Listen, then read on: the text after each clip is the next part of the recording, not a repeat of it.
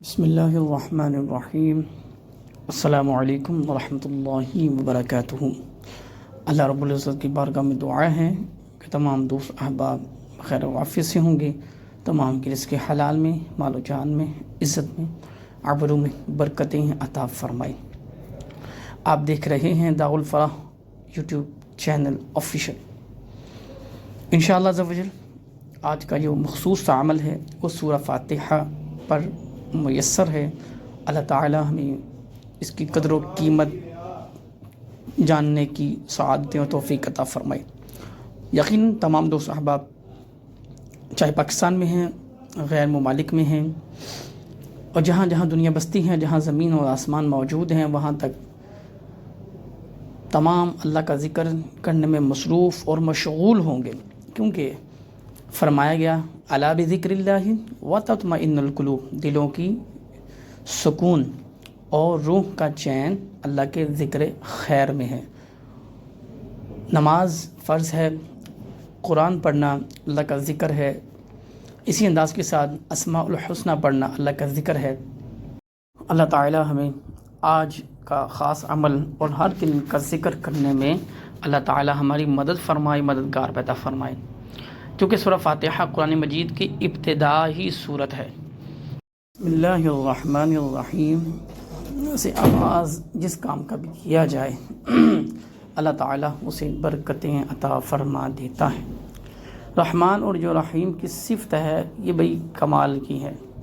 ایک شخص بہت گناہ گار تھا، فوت ہو گیا۔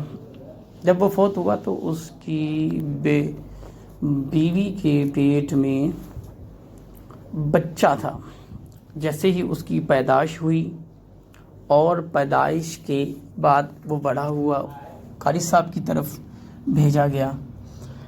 اس کی عذاب، اس کی گناہوں کی وجہ سے عذاب دیا جا رہا تھا، لیکن جیسے ہی اس بچے کو قاری صاحب نے بسم اللہ الرحمن الرحیم پڑھایا، اور تب ہی اللہ عز و جل کی ذات نے حکم دے دیا کہ اس شخص کو ہم نے معاف کیا اور اپنی رحمت سے جنت میں داخل کیا، کہ مجھے حیا آتی ہے کہ جس کی اولاد زمین کے اوپر مجھے رحمان اور رحیم پکار رہی ہے، میں اسے کیسے عذاب دوں۔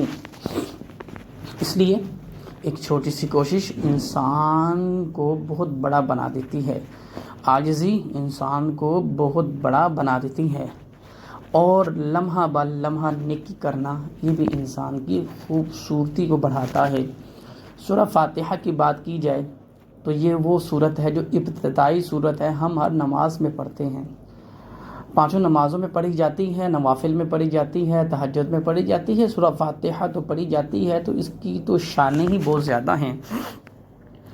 جو دوست اس کی برکت حاصل کرنا چاہتے ہیں وہ ہر بار بسم اللہ الرحمن الرحیم کے ساتھ روزانہ 21 بار سورہ فاتحہ کو پڑھنے کے بعد اپنے والدین اصالِ ثواب کریں، اپنے اساتذہ کو اصالِ ثواب کریں، حضرت آدم سے لے کر آج تک جتنے مسلمان انتقال کر کے تمام کی روح کو اصالِ ثواب کریں، اپنے بھائیوں کے لیے دعا کیا کریں بغیر بتائے، اپنی بہنوں کے لیے دعا کیا کریں بغیر بتائے، والدین حیات ہے ان کے لیے دعا کیا کریں بغیر بتائے، اپنے رشتہ داروں کے لیے دعا کیا کریں، جو اس وقت پریشان ہیں ان کے لیے دعا کیا کریں، انشاءاللہ تعالی اس کا بڑا فائدہ ہوگا۔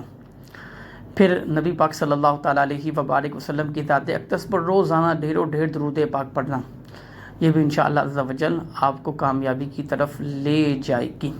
کامیابی کیا ہے کہ جب ہم مریں گے ہمارا حساب کتاب ہوگا روز محشر، ہمارے نامہ اعمال اور ہمارا جو اعمال نامہ ہے وہ ہمارے سیدھے ہاتھ میں دیا جائے گا، تو یہ وہ کامیابی ہے۔ دولت کی بات کی جائے تو اللہ تعالیٰ سب کو نواز رہا ہے، وہ کافر ہے، وہ مسلمان ہے، تو آپ سب سے گزارش ہے کہ آپ نے سبسکرائب نہیں کیا تو سبسکرائب کر لیں اور اس عمل کو کر لیں۔ وآخر دعوانا الحمد للہ رب العالمین۔